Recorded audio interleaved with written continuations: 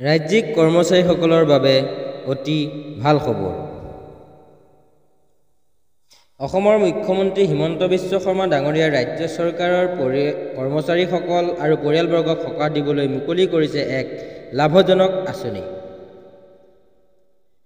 আঁচনিটোৰ নাম হৈছে শূন্য ব্যয় বীমা আঁচনি। এই আঁচনিৰ অধীনত ৰাজ্য চৰকাৰৰ যদি কোনো কৰ্মচাৰী বিমান দুৰ্ঘটনাত মৃত্যু হয় তেন্তে তেখেতৰ পৰিয়ালে লাভ কৰিব 2 কোটি টকা।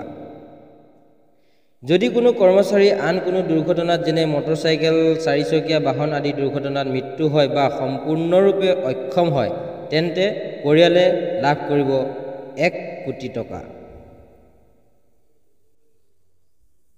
কোনো কৰ্মচাৰী দুৰ্ঘটনাত আংশিকভাৱে অক্ষম হ'লে পৰিয়ালে লাভ কৰিব 80 লাখ টকা।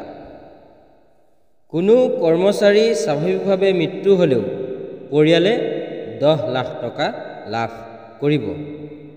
আটাইতকৈ ভাল কথা হ'ল যে এই বীমা আঁচনিৰ বাবে ৰাজ্যিক কৰ্মচাৰীসকলে 1 টকাও ব্যয় কৰিব নালাগে। এই আঁচনি সন্দৰ্ভত মুখ্যমন্ত্ৰী ডাঙৰীয়াই কি কৈছে শুনকচোন। কৰ্মচাৰীৰ বিমান দুৰ্ঘটনাত মৃত্যু হয় তাৰ বাবে তেওঁলোকে পৰিয়ালে 2 কোটি টকাৰ বীমা লাভ কৰিব। যদি দুৰ্ঘটনা হয়, বিশেষকৈ মটৰ গাড়ী এক্সিডেণ্ট বা আন দুৰ্ঘটনাজনিত যিটো নেচাৰেল নহয়, বেমাৰ আজাৰ নহয়, যিটো দুৰ্ঘটনাত মৃত্যু বুলি আমি যাক কওঁ, দুৰ্ঘটনাত মৃত্যু হ'লে 1 কোটি টকাৰ বীমা লাভ কৰিব।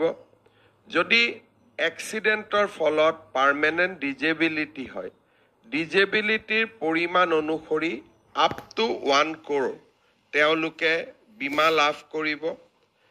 আৰু যদি আংশিক অক্ষমতা হয়, যিটো ডিজেবিলিটি পাৰ্মানেণ্ট ডিজেবিলিটি কিন্তু আংশিক হয়, তেতিয়া 80 লাখ টকা পৰ্যন্ত। আৰু নৰ্মেল ডেথ হ'লেও, য'ত নেকি আমাৰ যিকোনো কাৰণত বেমাৰ আজাৰত মৃত্যু হ'লেও আমি 10 লাখ টকাৰ এটা ইঞ্চুৰেঞ্চ প্ৰিমিয়াম লাভ কৰিম।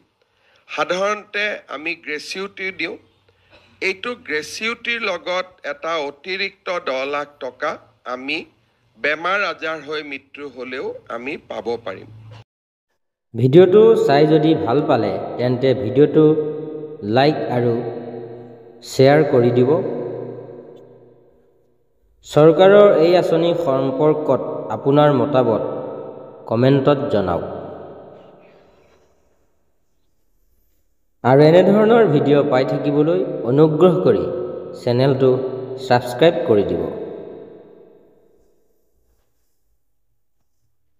ব্যস্ততাৰ মাজতো সময় উলিয়াই ভিডিঅ'টো শেষলৈকে চোৱাৰ বাবে আপোনাক অশেষ ধন্যবাদ।